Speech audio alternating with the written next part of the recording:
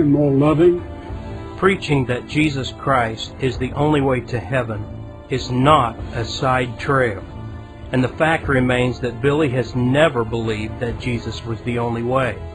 His ministry has confirmed that Billy expressed his apostate views as early as 1960 in an article in Decision magazine. Fundamentalists who spoke out were ignored, if not completely ostracized. Evangelicals were more concerned with numbers and acceptance in the world than with truth and purity of the gospel. The result has been that for nearly 60 years, Billy Graham has been a voice that is preparing the way for the coming antichrist. Thanks to Billy Graham and his ministry, the evangelical church is now marching toward Rome, and the apostate Orthodox and mainline churches are marching together. Men like Francis Beckwith, who was head of the Evangelical Theological Society, have joined the Roman Church. Men like Frankie Schaeffer, son of Francis Schaeffer, have joined the Orthodox cult.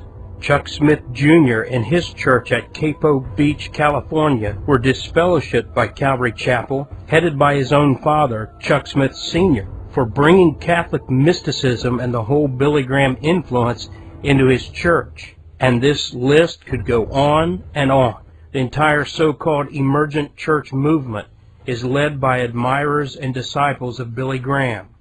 Billy Graham is the leader, and he is leading evangelicalism into apostasy.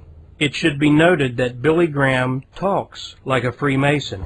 That may be no mere coincidence, as he is reported to be a 33-degree Mason in a book written by Jim Shaw and co-authored by Tom McKinney titled The Deadly Deception.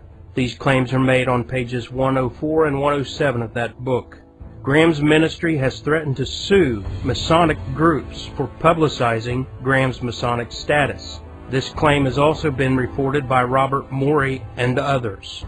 Whether or not Graham is in fact a Freemason, I do not know.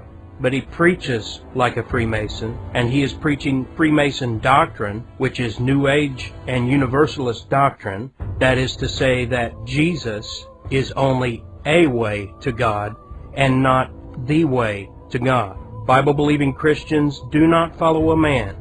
We do not follow Billy Graham. We follow a book given to us by God, who came as a man in the person of Jesus Christ. God has raised up a small remnant in these last days of committed Bible-believing Christians to stand against the apostasy by standing up for the book and being a witness and a testimony against these apostates. Will you join the apostasy, or will you come out from among them and be separate? Your answer to that question reveals exactly who it is that you serve. Will you do what is easy, walking in the flesh with evangelicalism, or will you do what is right, walking in the Spirit with a small but committed group of Bible-believing Christians around the world, laying down your life, your reputation, to serve the cause, the true cause of Jesus Christ? Whose side are you on?